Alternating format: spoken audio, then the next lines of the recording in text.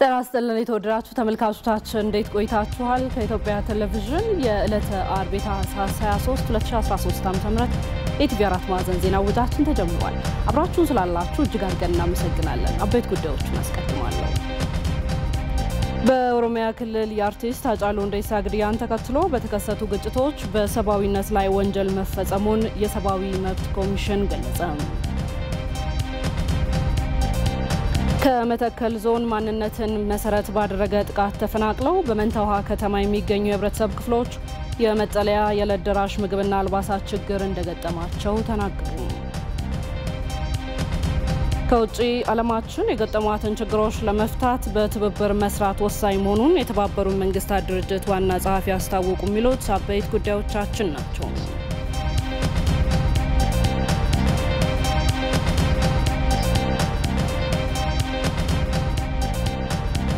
የተወደዳችሁ ተመልካቾቻችን ከኢትዮጵያ ቴሌቪዥን የኢቲቪ4 ማዕዘን ዜና ውጃችን ጋር ሮዛ መኮንን አብራችሁ ቆያለሁ። በያላችሁበት መልካም ጊዜ እንዲኖራችሁም ተመኝቻለሁ። በቤኒሻንጉል ጉሙዝ በመተከል ዞን የተወሰደ ባለው የህግ ማስከበር እርምጃ በርካታ የታጠቁ ኃይሎች እጃቸውን ለጸጥታ ኃይሉ እየሰጡ መሆኑን በጠቅላይ ሚኒስትር አብይ አህመድ የተቋቋመው የተቀናጀ ግብረ ኃይል አስታወቀ። የህግ ማስከበርና የጸጥታውን ዘርፍ በበላይነት የሚመሩት ሌተናል ጀነራል አስራት ዴኔሮ የጥፋት ቡድኑ በመተከል ዞን በተለይም ቡለንና በቆጆ ወረዳ ዜጎችን በመግደል በርካታ ንብረት መዝረፉንና አረመኔያዊ ተግባር መፈጸሙን አስታውሰዋል። ኮማንድ ፖስቱ አካባቢውን ከተረከበ በኋላ በተለይ ስጋት ተፈጥሮባቸው የነበሩ አካባቢዎችን በማረጋጋት ወደ ተሻለ ሰላማዊ እንቅስቃሴ እንዲመለሱ መደረጉንም ተናግረዋል።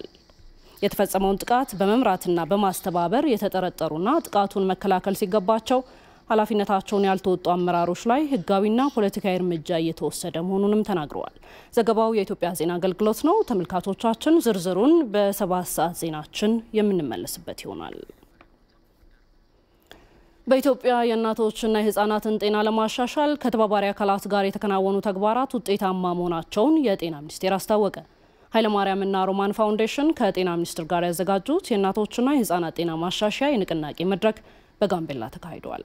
ሚፍታ አብዱል ቃድር በአገሪቱ የእናቶችና የህፃናት ጤና እንዲሻሻል እንዲሁም ከስርዓተ ምግብ መዛባት ጋር ተያይዞ የሚከሰቱ ችግሮችን ለመፍታት ከሚንቀሳቀሱ አጋር አካላት የኃይለማርያምና ሮማን ፋውንዴሽን አንዱ ነው። በቀድሞው የፌዴራል ጠቅላይ ሚኒስትር ኃይለማርያም ደሳለኝና በባለቤታቸው በቀድሞዋ ቀዳማዊት እመቤት ሮማን ተስፋዬ የተመሰረተው ይህ ፋውንዴሽን ከጤና ሚኒስቴር ጋር በመሆን በጋምቤላ የህዝብ ንቅናቄ መድረክ አካሂዷል።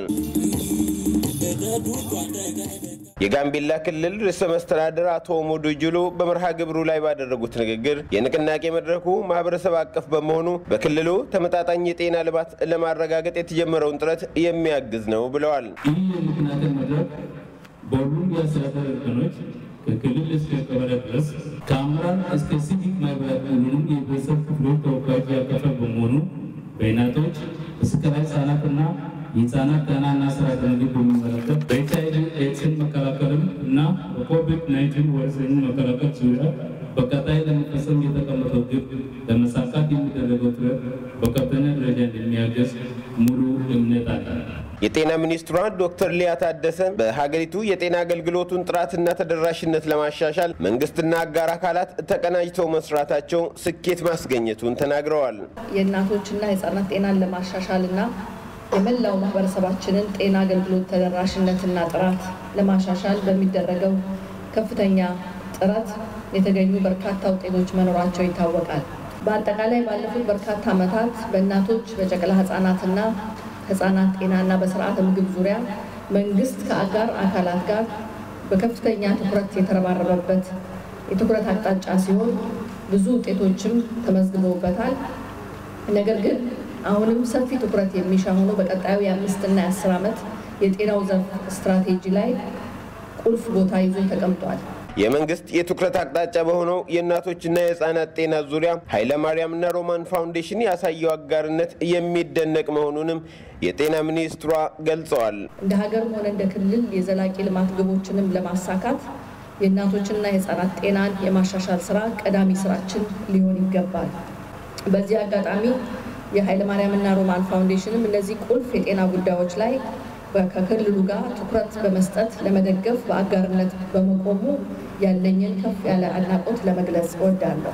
የፋውንዴሽኑ መስራችና ዋና ስራ አስፈጻሚ ወይዘሮ ሮማን ተስፋዬ በበኩላቸው የእናቶችና የህፃናትን ጤና የማሻሻሉ ተግባር ከሁሉም በላይ ቅድሚያ ሊሰጠው ይገባል ብለዋል። የእናቶችና ህፃናት ጤና እንዲሁም የስርዓተ ምግብ ሁኔታቸው ተሻሽሏል ልንል የምንችለው በሁሉም የሀገራችን ክፍሎች ለሚኖሩ እናቶች፣ ጨቅላ ህፃናት አገልግሎቱ ተደራሽ ሲሆን ብቻ ነው።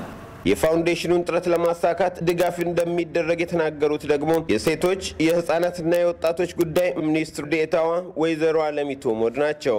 ይህንን የተጀመረው የጤና ዘርፍ ንቅናቄ በሴቶች ህፃናትና ወጣቶች ሚኒስቴር ከሌላው ጊዜ በተለየ መልኩ ከጤናው ዘርፍና ከኃይለ ማርያም እና ሮማን ፋውንዴሽን ጎን በመሆን ድጋፍ የምናደርግበት መሆኑን ቃል ለመግባት ነው። በጋምቤላ ክልል የጤናውን ዘርፍ ለማሻሻል በተካሄደው የምክክር መድረክ ላይ የተለያዩ የህብረተሰብ ክፍሎች የተሳተፉ ሲሆን በጤና ሚኒስትሯ ዶክተር ሊያ ታደሰ የተመራው ልዑክ በክልሉ ያደረገውን የመስክ ጉብኝትና የመድረክ ውይይት አጠናቋል።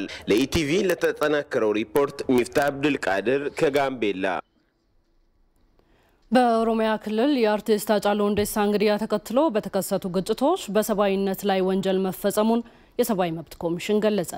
የኢትዮጵያ ሰብአዊ መብቶች ኮሚሽን ኢሰመኮ የአርቲስት ሃጫሉ ሁንዴሳ ግድያ ተከትሎ በኦሮሚያ ክልል ልዩ ልዩ አካባቢዎች በተከሰተ የጸጥታ መደፍረስ የተሳተፉ ሰዎችና ቡድኖች በሲቪል ሰዎች ላይ ያደረሷቸው ጥቃቶች በሰብአዊነት ላይ የተፈጸመ ወንጀል ባህሪያትን የሚያሟሉ መሆናቸውን በምርመራ ሪፖርቱ ማረጋገጡን የሰብአዊ መብት ኮሚሽን አስታውቋል። ኢሰመኮ ከሰኔ 22 ቀን 2012 ዓ.ም ጀምሮ በነበሩ 3 ተከታታይ ቀናት በኦሮሚያ ክልል የተከሰተውን የጸጥታ መደፍረስና የሰብአዊ መብት ጥሰት የባለሙያ ቡድኖችን ወደ 40 የክልሉ አካባቢዎች የላከ ሲሆን የምርመራውን ግኝቶች ይፋ አድርጓል። በ59 ገጽ ሪፖርቱ እንደተመለከተው በዚህ መጠነ ሰፊ ጥቃት የተሳተፉ ብዙ ቁጥር ያላቸውና ከቦታ ቦታ በቡድን ሲንቀሳቀሱ የነበሩ ሰዎች ሲሆኑ በጩቤ፣ በድንጋይ፣ በእሳት፣ በኤሌክትሪክ ገመድ፣ በዱላ፣ በዶማ፣ በገጀራና በመጥረቢያ ተጠቅመው ሰዎችን ደብድበዋል፣ የአካል ጉዳትም አድርሰዋል ብሏል። ፍጹም ግፍና ጭካኔ በተሞላበት ሁኔታ በማሰቃየትና በማረድ ጭምር ሰዎችን ገድለዋል። በጥቃቶቹ 123 ሰዎች ህይወት አልፏል፣ 500 ሰዎች የአካል ጉዳት ደርሶባቸዋል። በሺዎች የሚቆጠሩ ሰዎች እንደተፈናቀሉም ገልጿል። በአብዛኛው በቡድን የተደራጁ ሰዎች ከቦታ ቦታ የተንቀሳቀሱ በብሔርና በሃይማኖታቸው ተለይተው የተመረጡ ሲቪል ሰዎችን ቢያንስ በ40 የተለያዩ ቦታዎች በተስፋፋና ለ3 ቀናት በቆየ ሁከት ማጥቃታቸው በሰብአዊነት ላይ የተፈጸመ ወንጀል እንደሚያደርገው የኮሚሽኑ ግኝቶች ያመለክታሉ። ምንም እንኳን የጸጥታ ኃይሉ በየቦታው የገጠመው መጠነ ሰፊ የጸጥታ መደፍረስ ችግርና የጸጥታ አባላቶቹንም የህይወት መስዋዕትነት በሚጠይቅ ሁኔታ በመሰማራታቸው ኃላፊነታቸው እጅግ ፈታኝ የነበረ መሆኑን መገንዘብ ቢቻልም በተወሰኑ ቦታዎች የኃይል አጠቃቀም ተመጣጣኝነት ከፍተኛ ጥያቄ የሚያስነሳ መሆኑን ሪፖርቱ አክሎ ገልጿል። በአንዳንድ አካባቢዎች የጸጥታ ኃይሉ በወሰደው ያልተመጣጠነ እርምጃ ሰልፍ ውስጥ ያልነበሩ በመንገድ ወይም በቤታቸው በር ላይ የተገደሉ ለማሸማገል ጣልቃ የገቡ የአገር ሽማግሌዎችንና የአእምሮ ህመምተኛ ጭምር እንዲሞቱ ምክንያት ሆኗል ብሏል የሰብአዊ መብት ኮሚሽን። የኢሰመኮ ዋና ኮሚሽነር ዶክተር ዳንኤል በቀለ በኢትዮጵያ የሚታየው የግፍና የጭካኔ ወንጀሎች መደጋገም የችግሩን ስር መሰረት ለመፍታት የሚያስችል የተሟላ ብሔራዊ የግፍና ጭካኔ ወንጀል መከላከያ ስትራቴጂ ነድፎ በአፋጣኝ በስራ ላይ መዋል እንደሚገባ የሚያሳይ ነው ማለታቸውን የሰብአዊ መብት ኮሚሽን ለኢቲቪ በላከው መግለጫ አስታውቋል። በትግራይ ክልል አስቸኳይ እርዳታ ለሚሹ ወገኖች የሚደረገው ድጋፍ ተጠናክሮ መቀጠሉን የክልሉ ጊዜያዊ አስተዳደር ዋና ስራ አስፈጻሚ ዶክተር ሙሉ ነጋ ተናገሩ። የትግራይ ክልል ካቢኔ አወቃቀርም በፖለቲካ አመለካከቱ ምክንያት የሚገፋ ቡድን ወይም ግለሰብ እንደማይኖር ማረጋገጡን ጠቅሰዋል። ይመራደም የኢትዮጵያ ዜና አገልግሎትን ዘገባ አዘጋጅቶታል።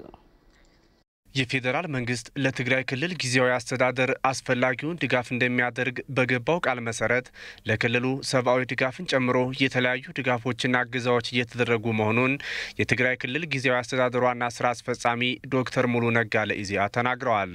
አሁን ላይ አስቸኳይ እርዳታ ለሚሹ ወገኖች እየተደረገ ያለው ድጋፍም ተጠናክሮ መቀጠሉን ገልጸዋል። ሰብአዊ ድጋፉ አሁን ጥሩ ይሄደ ነው፣ ተጀምሯል። በተለይ በፌዴራል መንግስት ያለው ሳፖርት ሙሉ ነው። በጣም የዚህ እጥረት የለም። ለዚህ ከኛ የጊዜያዊ አስተዳደር ስራ ግን እነዚህ ቶሎ ብሎ ወደ ቀበሌ ወደ ወረዳ የማውረድ ትራንስፖርት የማድረግ ስራዎች ነው እየሰሩ ያሉት። እንደሚታወቀው አብዛኛው የትግራይ ህዝብ ይፈልጋል። አሁን ምክንያቱም ባንክ ስላልነበረ ብር ያለውም የሌለውም ሁሉም እኩል ነው። በጣም ኢሚዲየት የሆነ ፈጣን የሆነ ሰብአዊ ድጋፍ ይፈልጋል ማለት ነው። ይሄን ግንዛቤ ተወስደዋል በፌዴራል መንግስትም በጊዜያዊ አስተዳደሩም።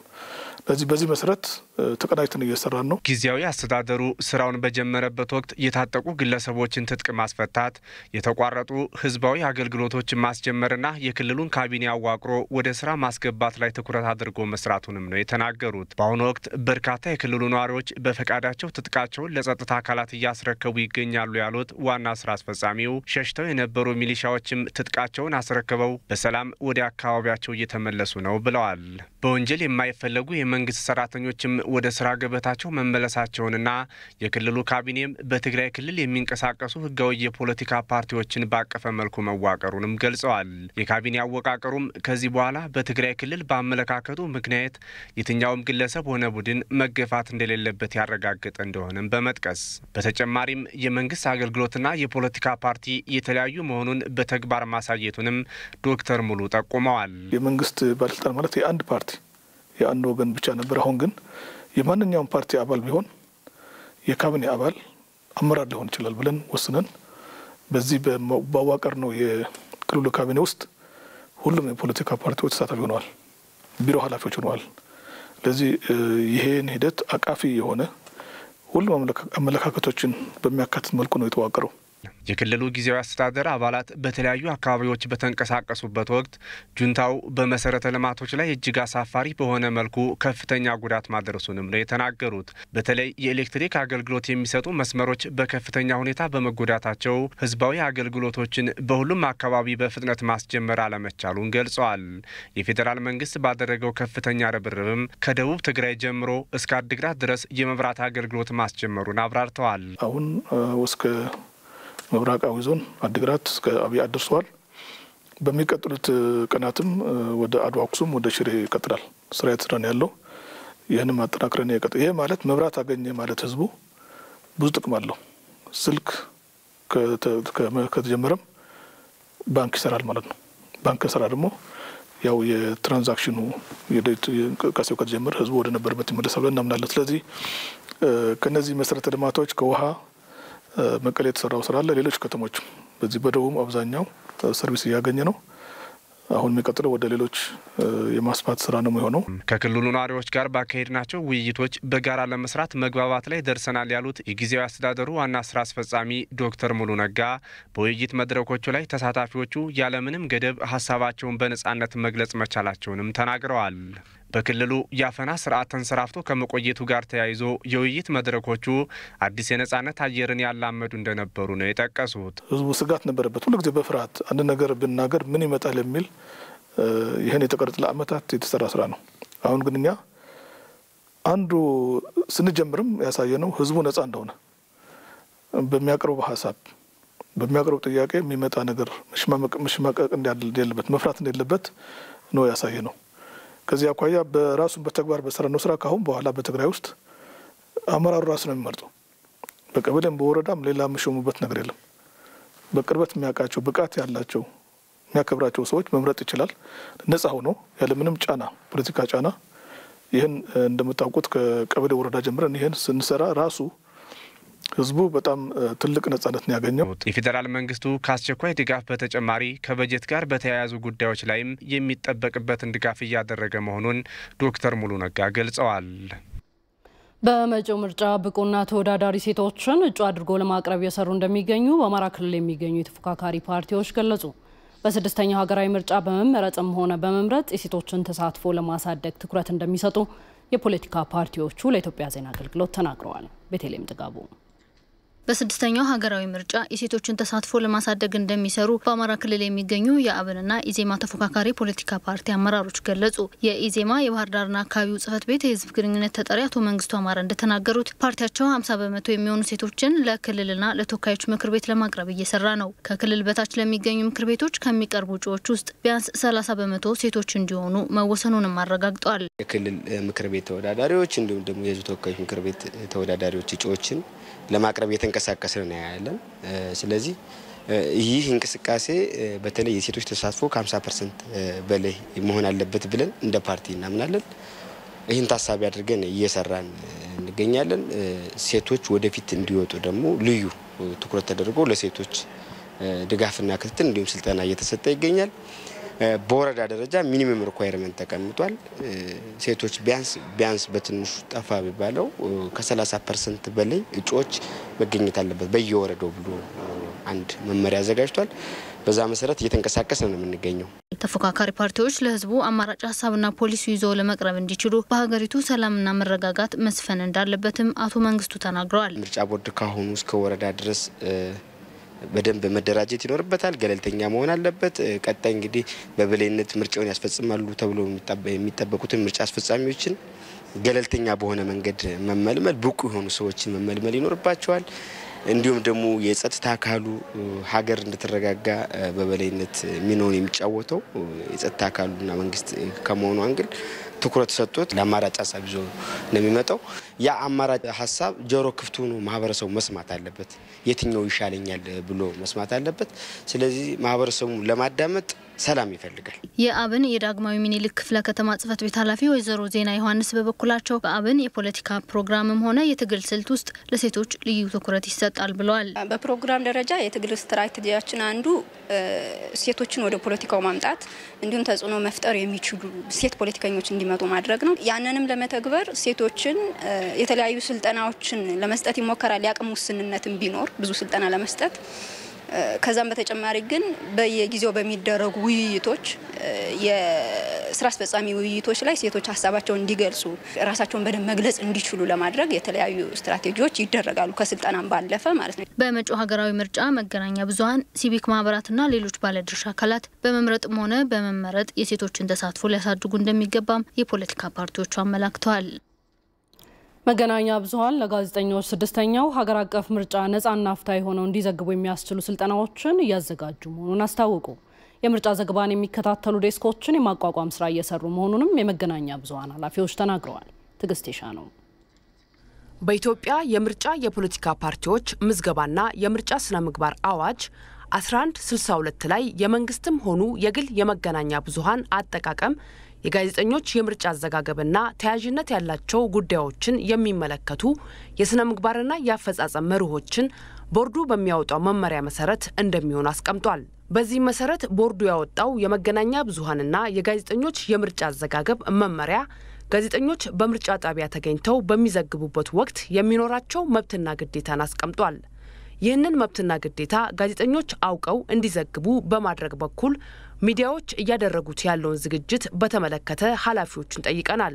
በምርጫ ወቅት የሚዲያዎች አዘጋገብ ሚል ምርጫ ቦርድ የሚያወጣው መመሪያ አለ። የሰዓት ድልድልን በተመለከተም ብሮድካስት ባለስልጣንም በራሱ የሚያወጣው ይኖራል። እነዚህ ሁሉ ስልጠና ይፈልጋሉ። ብሮድካስት ባለስልጣን ምርጫ ቦርድ ጋር በመቀናጀት ስልጠናዎች በቅርቡ ይሰጣሉ ብዬ አስባለሁኝ። ይሄም ሆኖ በእኛ የስልጠና ክፍልም ስላለን በራሳችንም የሚጎሉ ነገሮች ካሉ የተሰጠውን ስልጠና የሚሰጠውን እናይና የሚጎል ነገር ካለ የስልጠና ማዕከላችን ያሉ ባለሙያዎችም ከውጭ እንግዳ ጋብዘንም ቢሆን የበለጠ የተሻለ ዘገባ እንዲዘግቡ የሚያስችል ስልጠና እናሰጣለን ብዬ አስባለሁ። በምርጫ ቦርድ በኩል የምርጫ አዘጋገብን በተመለከተ ስልጠና ሲሰጥና ያለን ግን ስልጠናው በቂ ሆኖ አይታይም ብዙ ጊዜ እና አንዳንድ ሚዲያ ላይ ምን እናስተውላለን ለምርጫ ዘገባ ሄዱ ማለት ነው ምርጫውን በአግባቡ ጋዜጠኛው ራሱ ሳይረዳ ነው ለህብረተሰቡ ላይ ያስተላለፈ ያለው። አንዳንድ ጊዜ የፓርላማ ምርጫና የክልል ምክር ቤት የክልል ካውንስል ምርጫን የሚያምታታው ጋዜጠኛ ሁሉ አለ። ያንን እንኳን ማን ለይበት ጉዳይ አለ። ሁለተኛ ምርጫ የሚካሄደው በህግና በህግ ብቻ ነው። የራሱ የሆነ አዋጅ አለው፣ የራሱ የሆነ ሬጉሌሽን አለው፣ የራሱ የሆነ ማኑዋል ደንብ አለው። ስለዚህ ያንን ነገር መረዳት ያስፈልጋል። በምርጫ ወቅት የሚሰሩ ዘገባዎችን የሚከታተል የምርጫ ዴስክ ማቋቋማቸውንም የሚዲያ ኃላፊዎቹ ገልጸዋል። አንድ የምርጫ ዴስክ አቋቁመን እየሰራን ያለነው የምርጫው አጠቃላይ ዘመቻ ሲጀመር ይሄ ዴስክ ዋና ስራው የምርጫ ጉዳዮችን የሚያስተባብር የሚመጡ ዘገባዎችን የሚመጡ መልእክቶችን ከአገሪቱ ህጎችና ከኢትዮጵያ ብሮድካስቲንግ ኮርፖሬሽን ኤዲቶሪያል ፖሊሲ አንጻር እያየ የገመገመ እንዲተላለፉ የሚያደርግ ኦሬዲ አቋቁመናል። መገናኛ ብዙሃን ነፃና ፍትሃዊ ሆነው ምርጫውን እንዲዘግቡ ከማንኛውም አካል ተጽዕኖ ነፃ መሆን ይገባልም ተብሏል። በጣም ከታመሙ የፖለቲካ ሂደት ውስጥ ወጥተው ትክክለኛ ባለሙያነትን ሙያተኝነትን ብቻ ወደፊት አውጥተው በደንብ አንጸባርቀው መስራት አለባቸው። ያ ካልሆነ ግን አሁንም በድጋሚ በቀጣዮቹ ምርጫዎች ስድስተኛው ሀገራዊ ምርጫስ እንዴት ነው ብለን ልንነጋገር ነው። መገናኛ ብዙሃን ትክክለኛ መረጃዎችን በተገቢ ሁኔታ ለህዝቡ እንዲያደርሱ ከምርጫ አስፈጻሚ ተቋማት መረጃ ሊሰጣቸው እንደሚገባም ተመላክቷል። እዚህ ጉዳይ ላይ ነው የምንቆየው ተወዳጅ ተመልካቾቻችን። በዚህ ጉዳይ ላይ ተጨማሪ ማብራሪያ ሊሰጡን የመገናኛ ብዙሃን ምዝገባ ፍቃድ ዳይሬክተር ከኢትዮጵያ ብሮድካስት ባለስልጣን ማለት ነው የአቶ ድሬሳ ተረፈ እዚህ ስቱዲዮአችን ነው የሚገኙት። ከሳቸው ጋር ቆይታ እናደርጋለን። ጤና ይስጥልኝ አቶ ድሬሳ፣ እንኳን ደህና መጡ። እንኳን በሰላም። ቀደም ሲል እንዳልነው እንግዲህ የመገናኛ ብዙሃን ላይ በተለይም የምርጫ ዘገባን በተመለከተ ሙያዊ በሆነ መልኩ እንዲዘግቡ ለማስቻል የአቅም ግንባታና ሌሎች ስልጠናዎችን ለመስጠት ምንድን ያቀዳችሁት? አመሰግናለሁ። እንግዲህ የስድስተኛውን ሀገራዊ ምርጫ አስመልክቶ ብሔራዊ ምርጫ ቦርድ ዝርዝር መርሃ ግብር አውጥቷል። የብሮድካስት ባለስልጣንም በህግ በተሰጠው ስልጣን መሰረት የሚመለከቱትን ተግባራት እየሰራ ነው ያለው። ለነዚህም በቂ ዝግጅት እያደረገ ነው ያለው። ከዚህ ውስጥ የመገናኛ ብዙሃንም ባለሙያዎች የአቅም ግንባታ ስራዎችን መስራት ነው። እንግዲህ ያው እንደሚታወቀው ምርጫው የራሱ ህግ አለው። ማንኛውም ነገር ያው ህግ እንዳለው ሁሉ ራሱን የቻለ የሚካሄድበት አሰራር አለው። በተለይም ከመገናኛ ብዙሃን ጋር ተያይዞ በዚህ ላይ ሰፊ ስልጠናዎችን ለመስጠት ሰፊ የውይይት መድረኮችን ለማካሄድ እንደዚህ እቅድ ተይዞ ነው እየተሰራ ያለው። ከዛ በተጨማሪ ምርጫውን ስኬታማ እንዲሆን ለማድረግ የነፃ የአየር ሰዓትና የጋዜጣ አምድ የሚደለደልበትን ስርዓት በአውቶሜሽን በተደገፈ በኢንፎርሜሽን ቴክኖሎጂ በተደገፈ እሱን ለመደልደልም አስፈላጊው ዝግጅት ተደርጓል።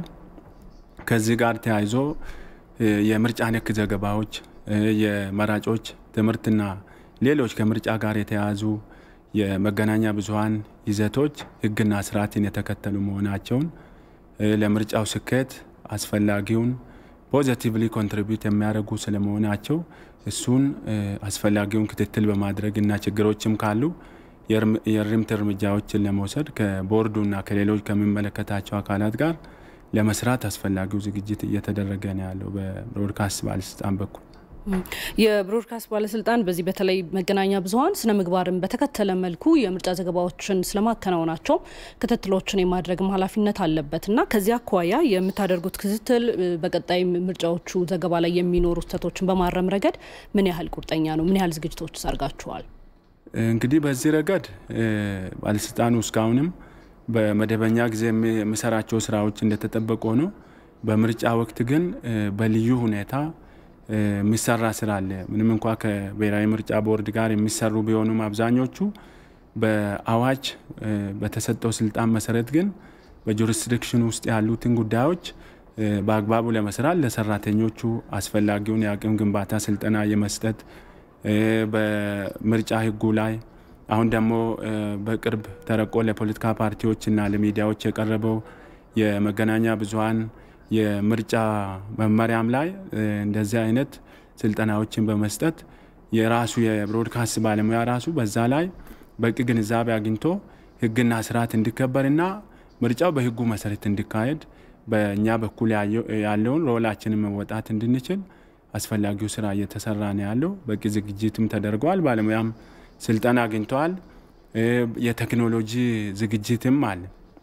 ምሰራጩ አጠቃላይ ኮንተንቶችን በቴክኖሎጂ በማስቀመጥ በሚፈልገው ሰዓት ያንን ኮንተንት አግኝቶ ሞኒተር አድርጎ ችግር ካለበት አስፈላጊውን እርምጃ ለመውሰድ በቂ የቴክኖሎጂም የሰው ኃይልም ዝግጅት አለ። ይህ ሲባል ግን ሌሎች የሚመለከታቸው አካላት በዚህ ውስጥ ኮንትሪቢዩት ማድረግ ያለባቸውም ማለት አይደለም። ፐብሊኩም ጭምር ማገዝ ነው ያለበት። ይሄ ምርጫ በጣም ወሳኝ ምርጫ ነውና ለዚህ ምርጫ ስኬታማነት የባለስልጣኑ ብቻ ሳይሆን የባለድርሻ አካላትን ብቻ ሳይሆን የህዝቡም ድርሻ በጣም ወሳኝ ነው። በዚህ ላይ በተለይ ከዚህ ጋር ተያይዞ የሚሰራጩ የሐሰተኛ መረጃዎች ፌክ ኒውስ ጋር ተያይዞ አስፈላጊው በእኛ በኩል አስፈላጊ ዝግጅት የተደረገ ቢሆንም በሌሎች ባለድርሻ አካላትና ከፐብሊኩም ትልቅ እገዛ ያስፈልጋል ማለት ነው።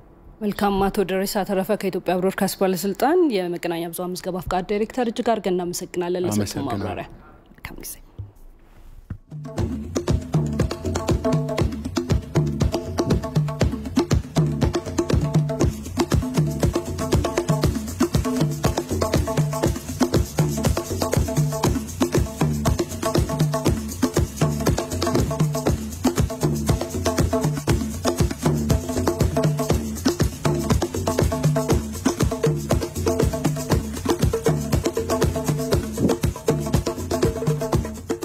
የኢቲቪ አራት ማዕዘን ዜናችን በቀጥታ ወደ እናንተ መድረሱን እንደቀጠለ ነው የሚገኘው። ከመተከል ዞን ማንነትን መሰረት ባደረገ ጥቃት ተፈናቅለው በመንታ ውሃ ከተማ የሚገኙ የህብረተሰብ ክፍሎች የመጠለያ የዕለት ተደራሽ ምግብና አልባሳት ችግር እንደገጠማቸው ተናገሩ። የአዊ ብሔረሰብ ዞን አደጋ መከላከልና ምግብ ዋስትና ማስተባበሪያ ጽሕፈት ቤት በበኩሉ በስፍራው ባለው ጸጥታ ችግርና ወረርሽኝ ስጋት መጠለያ ባይዘረጋም ድጋፉን ለማዳረስ እየሰራ እንደሚገኝ አስታውቋል። ራሄል ፍሬው የመንታ ውሃ ከተማ የአማራ ክልልን ከቤንሻንጉል ጉሙዝ ክልል ድባጤ ወረዳ ቀበሌዎች የምታዋስን ከተማ ናት። በድባጤ ወረዳ እየደረሰ ባለው የግፍ ጭፍጨፋና ማፈናቀል በርካታ የህብረተሰብ ክፍሎች ወደ ከተማዋ እየተመሙ ነው። ለግፍ ግድያና መፈናቀሉ ምክንያት ደግሞ በተወለዱበትና ዓመታትን በኖሩበት ስፍራ ባይተዋር ያደረገ አስተዳደር በመኖሩ እንደሆነ ተጎጂዎች ይገልጻሉ። ቢያንስ 43 ዓመት ይሆናል ካሁኑ ቦታ የኖርኩበት በኔ እድሜ 43 ዓመት ከኖርኩበት ቦታ እንደ ድሮ አይደለም፣ እየባሰ ነው የሚመጣ እንጂ እየተሻለ አይመጣም። ካምና ካቻምና ጀምሮ የገሌ ቤት ለኔ ነው የገሌ ቤት ለኔ ነው እየተከፋፈሉት ነው ያሉ በሐሳብ ነባር ይባላሉ፣ ሌሎች እንባላለን። በልማት ዙሪያ በግብር መዋጮ አስተዋጽኦ አስቀድሞ እኛን የሚጠይቁን እያስተካከልን እየከፈልን እያለን እንደው መጨረሻ ላይ አሁን ምንድን ተሳለልን ስለት በካራ ሁለቴን ነው ስንለፋ ብለን ስንደክም ብለን መጫት አለች ነፍሰ ጡር አለች። መጨረሻ ላይ እኔ ምን እንደሆነ እንጃ። ከጥቃቱ ሸሽተው በተጠለሉበት የመንታ ውሃ ከተማ ህብረተሰቡ የዕለት ምግብ በማቅረብ አብሮነቱን ቢያሳያቸውም በመንግስት ከመጠለያ ጀምሮ የምግብ ድጋፍ እንዳልተደረገላቸው ተጎጂዎቹ ይናገራሉ። የተሰራለት እኔ ያየሁት ነገር የለኝም፣ ግን ህብረተሰቡ አካባቢው እንጀራ ዳቦ ምናምን ገዝቶ ተቀብሎና በወቅቱ ማለት ነው። ወዲያውኑ ፈርሰን ስንመጣ አሁን ደግሞ ከአቅም በላይ ሆነው ህዝቡ መስተናገድ አልቻለም። መጦ የሚያዘንም የተረከበንም የለም። ከራቡ እና ተውሃ ጥሙ ውጭ ልቅ ብርዱ ነው ለኔ በጣም የተሰማኝ። ሸራና ኩንታል እየደረብኩ ነው የምተኛው ሌሊት ነው ራሱ። ህብረተሰቡን በማስተባበር ለተፈናቃዮቹ ድጋፍ እያደረገ የሚገኘው የመንታ ውሃ ወጣቶች ማህበር ሰብሳቢ ሆነው ወጣት አማሃ ደስታ ለችግሩ ከመንግስት በቂ ምላሽ አልተሰጠም ይላል። ከ15 እስከ 20 አካባቢ የሚጠበቅ ማህበረሰብ አለ። መጀመሪያ ነክቶት ያለፈ ቀበሌ ይሄን ነው። አብዛኛው ስደተኛ ማህበረሰቡ ቤቶችን በመፍቀድ በነጻም አንዳንዶችን በክራይም በማመቻቸት እስካሁን አቆይተናል።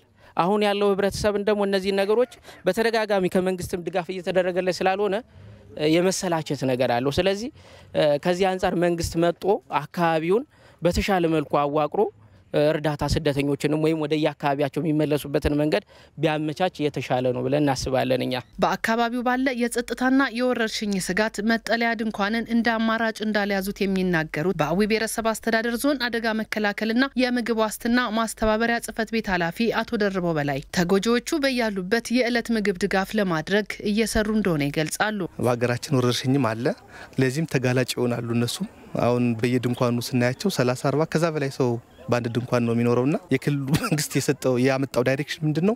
በያሉበት ይግቡና ቀለብ አቀርባለሁ የሚል ኃላፊነት ወስዷል። እዛ እየቀረበ ስለሆነ በዛ እንድትሆኑ የሚል ነው የኛ የመጀመሪያው ምክራችን ማለት ነው። ከዛ ውጭ ግን መግቢያ የሌላቸው መጠጊያ የሌላቸው ሰዎች ካሉ፣ በጣም የሚቸገሩ ሰዎች ካሉ ይሄን የመጠለያ ካምፕ አጠናክረን እዚህ ለጊዜው አርፈው እንዲቆዩ ነው እያደረግን ያለ ነው። የመንታ ውሃ ከተማ ለቤንሻንጉል ጉሙዝ ክልል የምታዋስን የመጨረሻዋ ከተማ ነች። በመሆኑም በርካቶች በትራንስፖርት እንዲሁም ከብቶቻቸውን ቤተሰቦቻቸውን እየያዙ ወደዚህ እየተሰደዱ መሆኑን ተመልክተናል። ለኢቲቪ ራሄል ፍሬው መንታ ውሃ። ዜናችን ቀጥሏል። በኢትዮጵያ የትራፊክ አደጋን ለመቀነስ ባለድርሻ ተቋማት ኃላፊነታቸውን የተወጡም አደጋው በየጊዜው በአሰቃቂነቱ እንደቀጠለ ነው። መረጃዎች እንደሚያሳዩት አብዛኛው አደጋ የሚከሰተው በአሽከርካሪዎች የጥንቃቄ ጉድለት ሲሆን በአነስተኛ ደረጃ የእግረኞች ክፍተት መኖሩም ይጠቀሳል።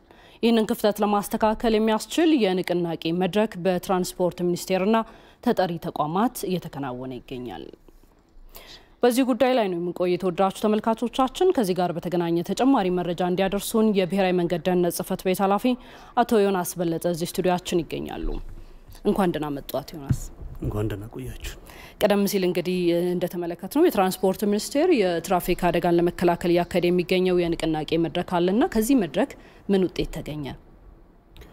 ኦኬ የትራንስፖርት ሚኒስቴር ከአምና ጀምሮ ነው የንቅናቄ መድረኩን ማድረግ የጀመረው።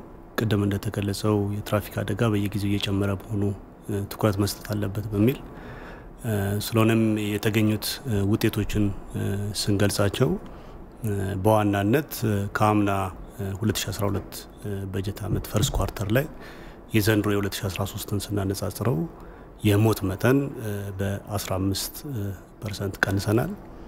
እንደዚሁም አብዛኛው በክልልም በከተማ መስተዳድርም በፌደራል ደረጃ ላይ የሚገኙ ተሳታፊ አካላት ባለድርሻ አካላት በስራው ላይ ርብርቦች በማድረጋቸው የህብረተሰቡ ግንዛቤ የጨመረበት አግባብ አለ። እንደዚሁም ደግሞ የግል እና መሰል ድርጅቶች ደግሞ ትራፊክ አደጋን በመቀነስ ደረጃ የትራንስፖርት ሚኒስቴር እየሰራ ያለውን ስራ በመደገፍ የተለያዩ ፕሮጀክት ፕሮፖዛሎችን እየቀረጹ ወደ ሚኒስቴር መስሪያ ቤቱ እየመጡ ነው። እንደዚሁም የአሽከርካሪዎች እንደዚሁም ስነ ምግባር በተሻሻለ መልኩ እየታየ ያለበት ሁኔታ ነው ያለውና በጥቅሉ ከነበረው ትሬንድ የትራፊክ አደጋ የመቀነስ አዝማሚያ አሳይቷል ማለት እንችላለን። የንቅናቄው ብቻ ሳይሆን በእያንዳንዱ የመንግስት ስር የሚገኙ የመንገድ ትራንስፖርት ቢሮና የኢትዮጵያ መንገዶች ባለስልጣን ስር የሚገኙ የተለያዩ አካላቶች የሚሰሯቸው የመሰረተ ልማት ማሻሻል የቁጥጥር ስራዎች እንደዚሁም ደግሞ የአደጋ ምላሽ ስራዎች ከጊዜ ወደ ጊዜ እየተሻሻለ መሄዱ የራሱ አበርክቶ አለ ብለን መውሰድ እንችላለን። ስለዚህ አደጋው የመቀነስ አዝማሚያ ነው ያለው። ከዚህ በልጥ ግን በመስራት የትራፊክ አደጋ መቀነስ እንደሚቻል ማሳያ ነው ማለት እንችላለን ማለት ነው። ስለዚህ ይደረጉ የነበሩት ንቅናቄዎች አሁንም እየተደረጉ ያሉ ንቅናቄዎች የታሰባላቸውን ግብ ከማሳካት ረገድ ምን ያህል ርቀት ተጉዟል ማለት ያስተፍራል? ያው የታሰበላቸውን ሙሉ በሙሉ አሳክቷል ብለን ማለት ባንችልም ምክንያቱም ንቅናቄው ሞር ኦፍ የአዌርነስ ክሬሽን ላይ ብቻ ያተኮረ ነው። ተጨማሪ ከቁጥጥር ቅድም እንዳልኩት ከመሰረተ ልማት ማሻሻል እንደዚሁም ደግሞ የፖስት ክራሽ ኬር ላይ ወይም ደግሞ አደጋው ከደረሰ በኋላ የሚሰጠው የኤመርጀንሲ ሜዲካል ሰርቪስ አብሮ የተጠናከረ መሆን መቻል አለበት። በጥቅሉ ግን ስንመለከተው በተለያዩ ሁነቶች በየክልሎች ከተማ መስተዳድር የምናደርጋቸው የተለያዩ ቅርጽ ያላቸውን ሁነቶች ተግባራዊ ስናደርግ የአደጋው መሻሻል ወይም ደግሞ ያሰብነውን ግብ አሳክተናል ማለት እንችላለን። ነገር ግን ከዚህ በልጥ መስራት ያስፈልጋል። ምክንያቱም ትራንስፖርት ሚኒስቴር ያው እንደ ሚኒስቴር መስሪያ ቤት ባህሪው ሁሉም አካል ጋር መድረስ አይችልም። እስከ ታች ቤተሰብ ድረስ ወይም ደግሞ ታች ወረዳ ድረስ መድረስ አይችልም። በዚህ አግባብ እንግዲህ ሁሉንም ባለድርሻ አካላት አቀናጅቶ መምራት ያስፈልጋልና ከዚህ አንፃር ሙሉ በሙሉ ባይሆንም ባሰብነው ልክ ግን አሳክተናል። ባለን ስኮፕና ባለን አቅም ደረጃ አሳክተናል ማለት እንችላለን። የትራፊክ አደጋውን ላይ የምንመለከታቸው የተስፋፉ የመጡ ከፍተኛ የሆኑ አደጋዎች አሉ የትራፊክ አደጋዎች ላይና በተቀናጀና በተደራጀ መንገድ ለመፍታት የሚያስችሉ ግቦችን ከማስቀመጥ ረገድና መፍትሄ ሀሳብ አድርጋችሁ ያስቀመጣችኋቸው ሀሳቦች በቀጣይ ሊከናወኑ ምንድናቸው? ጥሩ የትኛውም ሀገር የሚሰራባቸው የመንገድ ደህንነት ማስተግበሪያ ወይም በተለምዶ የ5 ፒላር ብለን የምንጠራቸውን ይዘን ነው በእቅድ አካተን እየሰራን ያለ ነው። ኢቨን ትራንስፖርት ሚኒስቴርም በ10 ዓመት እቅዱ ላይ ታርጌት አድርጎ እየተንቀሳቀሰ ያለው በ10 ሺህ ተሽከርካሪ ከ10 ዓመት በኋላ የ10 ሞት መቀነስን አሳያለሁ በሚል ነው። ስለዚህ 2013 ላይ ደግሞ እንደ ታርጌት አድርገን ያስቀመጥ ነው በ10 ሺህ ተሽከርካሪ የ32 ሞት ቁጥር ማስቀመጥ ነው። ይህንን ታርጌት አድርጎ ተግባራዊ ለማድረግ ደግሞ የባለድርሻ አካላት ስብስብና ቅንጅት መስራት ቅድም እንዳልሽው ወሳኝ ነው። ስለሆነ ምን እንደሚያደርገው ሚኒስትሪው እንደ አንድ ጽህፈት ቤት የብሔራዊ መንገድ ደህንነት ምክር ቤት ጽህፈት ቤት አቋቁሟል።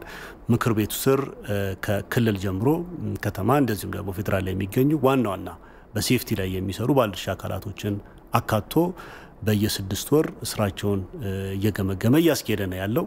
እኛም ባለን አቅም ሪሶርስን ሞቢላይዝ ለማድረግ እየሞከርን ስላለ ቀደም እንደተባለው በቅንጅት መስራት ያስፈልጋል የሚለውን ተግባራዊ ለማድረግ የተንቀሳቀሰ ያለበት ሁኔታ እንዳለ መግለጽ ወዳለሁ። ከማቴዎን አስበለጠ የብሔራዊ መንገድ ደህንነት ጽሕፈት ቤት ኃላፊ እጅግ አድርገን እናመሰግናለን ለቆይታችን። እሺ እኔም አመሰግናለሁ። መልካም ቀን።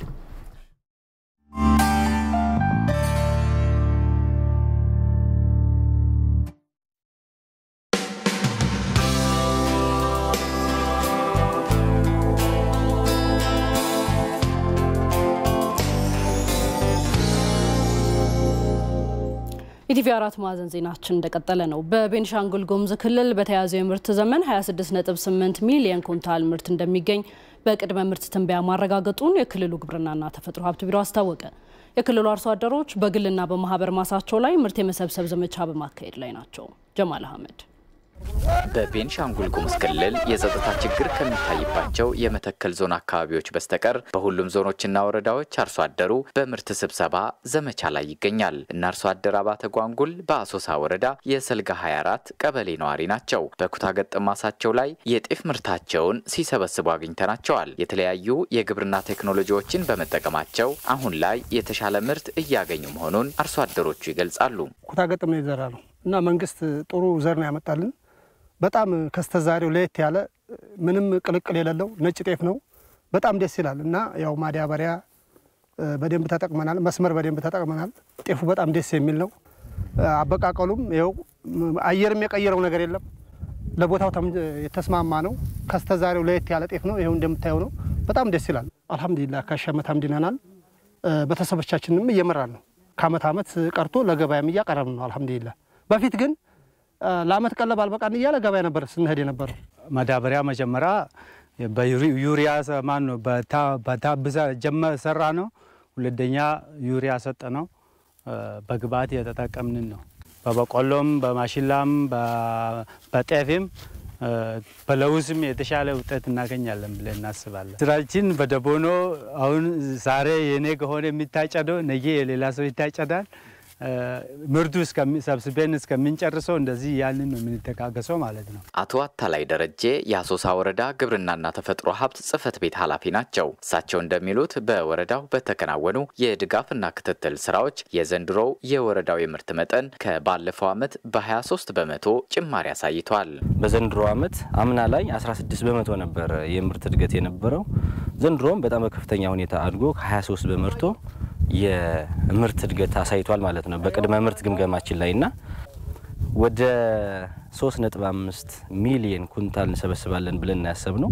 አሁን የምንገኘው በአሶሳ ወረዳ ሰልጋ 24 ቀበሌ ላይ ነው። በዚህ በምንገኝበት የእርሻ ማሳ 188 አርሶ አደሮች በክላስተር በመደራጀት የጤፍ ምርታቸውን ሲሰበስቡ ተመልክተናል። በአሶሳ ወረዳ በአጠቃላይ ከ66000 በላይ ሄክታር መሬት በዘር የተሸፈነ ሲሆን 3.5 ሚሊዮን ኩንታል ምርትም ይጠበቃል። የቤንሻንጉል ጉሙዝ ክልል ግብርናና ተፈጥሮ ሀብት ቢሮ ኃላፊ አቶ ባበክር ከሊፋ በበኩላቸው ዘንድሮ በክልሉ የተሻለ የምርት መጠን መኖሩን ጠቅሰው በዘር ከተሸፈነው 940000 በላይ ሄክታር ማሳ 26.8 ሚሊዮን ኩንታል ምርት እንደሚገኝ የቅድመ ምርት ትንበያ ያሳያል ይላሉ። ቅድመ ምርት ግምገማ ስናደርግ 940567 ሄክታር በአግባቡ ለምተዋል። መካከለኛ ከፍተኛ ቼክ ተደርጎ ወደ 26 ሚሊዮን 852141 ኩንታል ምርት ይገኛል ተብሎ በአሁኑ ሰዓት ቼክ ተደርጓል ማለት ነው። 6 ሚሊዮን 854732 ኩንታል ምርት ከአምና የጨመረበት ሁኔታ ነው የምንመለከተውና በመተከል ዞን የሚስተዋለው የጸጥታ ችግር በምርት አሰባሰብ ሂደት ላይ ከሚኖረው ተጽዕኖ ባሻገር በክልሉ የምርት መጠን ላይም ከፍተኛ ጫና እንደሚኖረው አቶ ባበክር አስታውቀዋል። በሐረሪ ክልል በበጋይ መስኖ ልማት ከ680,000 ኩንታል በላይ የአትክልትና ፍራፍሬ ምርት ለማምረት እየተሰራ ነው። የኮሮና ቫይረስና የበረሃ አንበጣ ያስከተለውን ተጽዕኖ ለመቋቋም የሚያስችሉ ስልቶችን በመንደፍ የአርሶ አደሩን ምርታማነት ለማሳደግ ትኩረት መሰጠቱንም የክልሉ ግብርና ቢሮ አስታውቋል። ዳንኤል አማረ ዝርዝሩን ይዟል።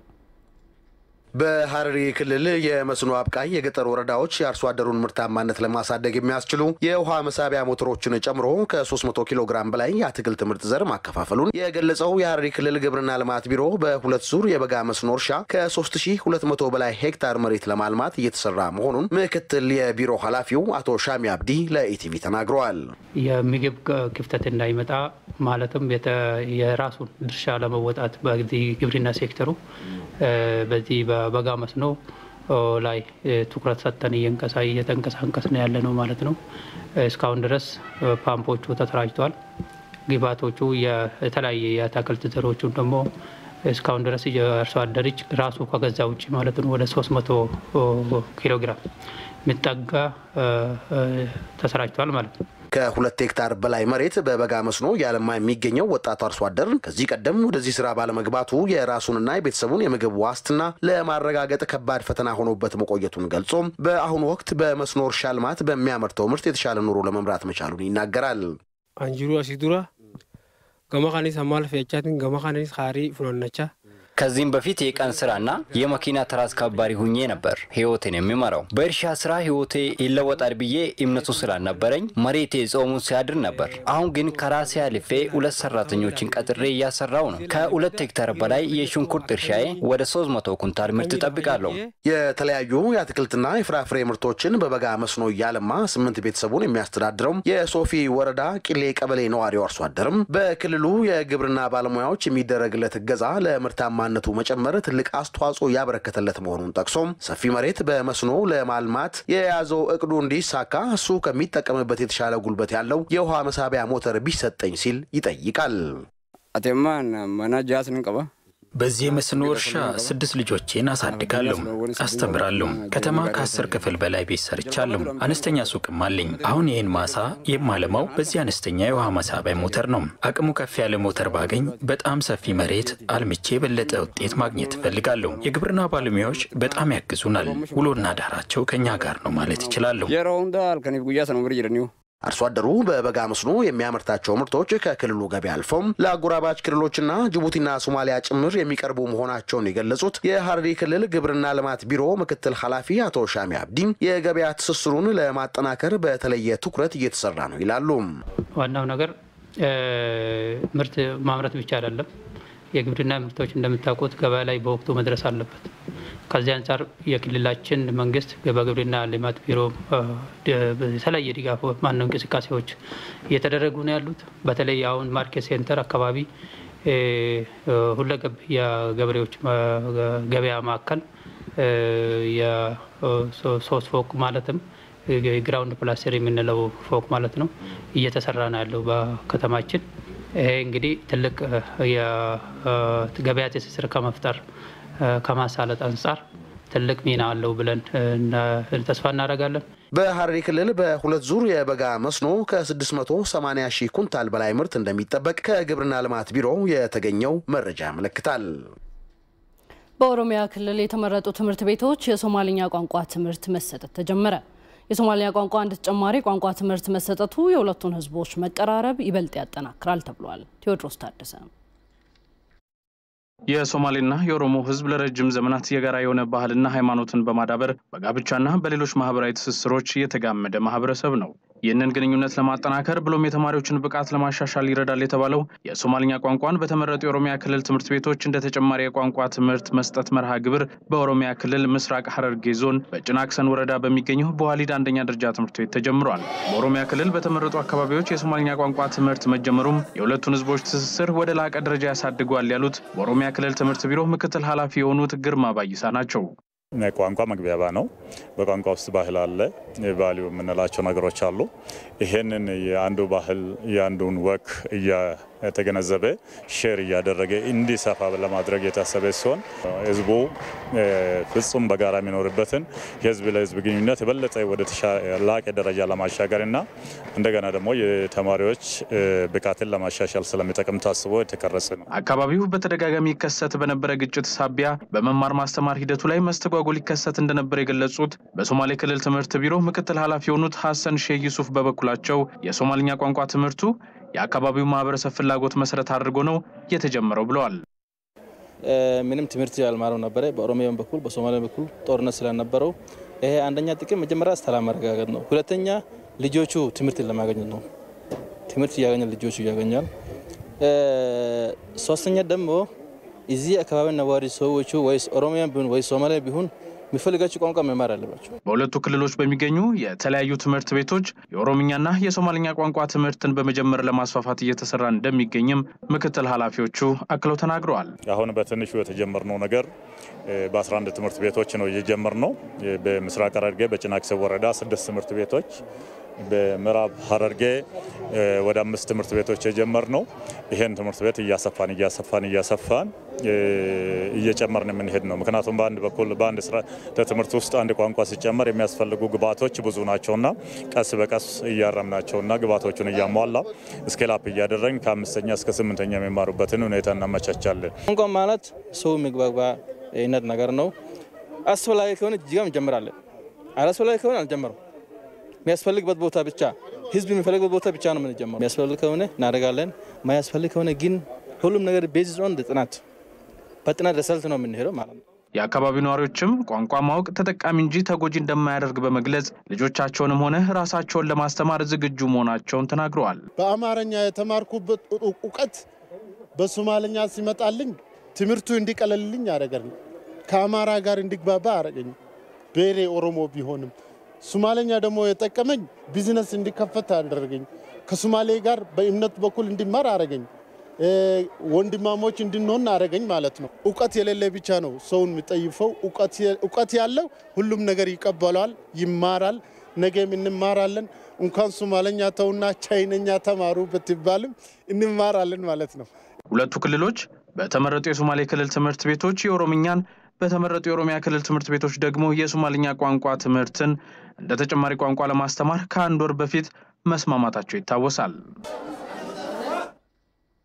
የኢቲቪ 4 ማዕዘን ዜናችን ቀጥሏል ተመልካቾቻችን ወደ ውጭ ጉዳያችን ተሻግረናል ሩሲያ ሰራሹ ስፑትኒክ ቪ የኮቪድ ክትባት በጊኒ መሰጠት ጀመረ ክትባቱ በዋና ከተማ ኮናክሪ በቅድሚያ የተሰጠው ለሀገሪቱ ከፍተኛ ባለስልጣናት ነው የክትባት ዘመቻው ተጠናክሮ እንደሚቀጥል የገለጹት የጊኒ ብሔራዊ ጤና ደህንነት ኤጀንሲ ዳይሬክተር ጀነራል ከሩሲያ 2 ሚሊዮን ብልቃጥ የኮቪድ-19 ክትባት ማዘዛቸውን ተናግረዋል ጊኒ ከቻይናም ተጨማሪ ክትባቶችን አዛለች ከ12 ሚሊዮን በላይ ህዝብ ባላት ጊኒ በኮቪድ-19 ኮሮና ቫይረስ ከተያዙት 13720 ገደማ ሰዎች 13140 ያህሉ አገግመዋል 80 ሞት መመዝገቡንም አፍሪካ ኒውስ ዘግቧል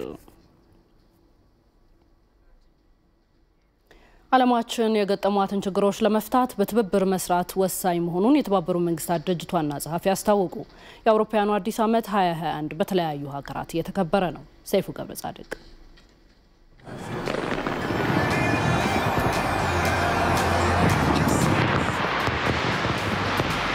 የፈረንጆቹ 2020 ብዙ ጉዳዮችን አስተናግዶ ዘመንነቱን ለ2021 ለቋል 21 እንደ 20ው ሞቅ ደመቅ ያለና በደስታና ፈንጠዝያ የታጀበ አቀባበል አልተደረገለትም ለ2020 ስንብት ለ21 ደግሞ አቀባበልን አስመልክቶ የተባበሩት መንግስታት ድርጅት ዋና ጸሐፊ አንቶኒዮ ጉተረስ ባስተላለፉት መልእክት ዓለማችን ያጋጠሟትን ተግዳሮቶች ለመቅረፍ መፍትሄው ትብብር ነው ብለዋል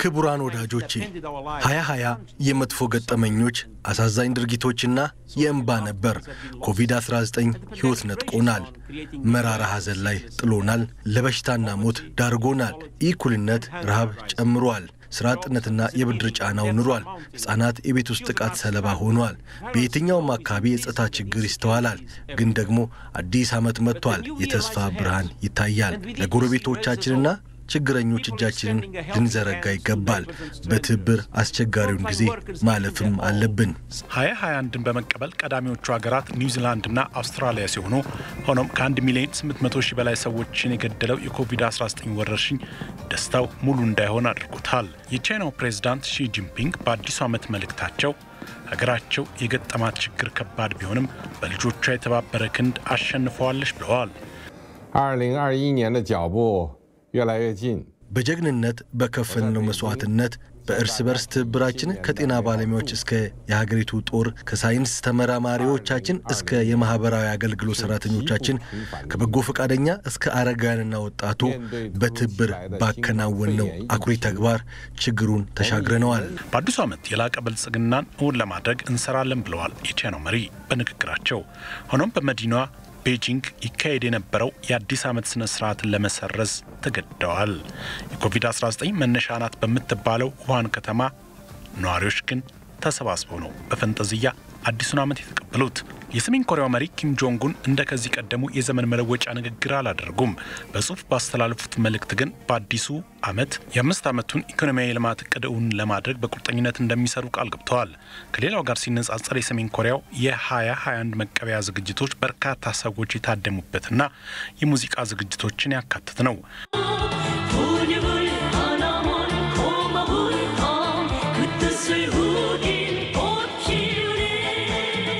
ለንደንን ጨምሮ በርካታ ከተሞች ጭር ብለው ታይተዋል። በሲድኒው የርችት ስነ ስርዓት ላይ ማንም እንዲገኝ አልተፈቀደለትም። እስከ ፈረንጆቹ ጥር 10 እንቅስቃሴ ገደብ የጣለችው የጀርመን መራሄተ መንግስት አንጌላ ሜርክልም የመጨረሻ ያሉትን የመሪነት ዘመን ንግግር ለሀገሪቱ ህዝብ አድርገዋል። In 9 Monaten ist Bundestagswahl, zu der ich ja nicht wieder antreten werde. በ9 ወራት ውስጥ የፓርላማ ምርጫ ይካሄዳል። በድጋሚ የመወዳደር ፍላጎት የለኝም። የአዲስ ዓመት ንግግሬም ይሄ የመጨረሻ ይሆናል።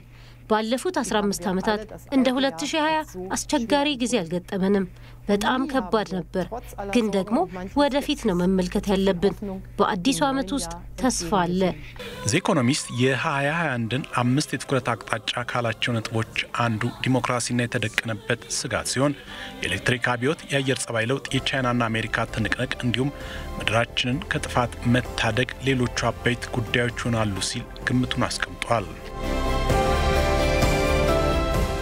ተመልካቾቻችን አሁን የምናመናው ወደ አየር ትንበያ ዘገባችን ነው። የዓለም የተለያዩ ሀገራት ከተሞች ዛሬና በቀጣይ 2 ቀናት የሚያስተናግዱትን የአየር ሁኔታ ትንበያ ተከታትለን እንመለስ።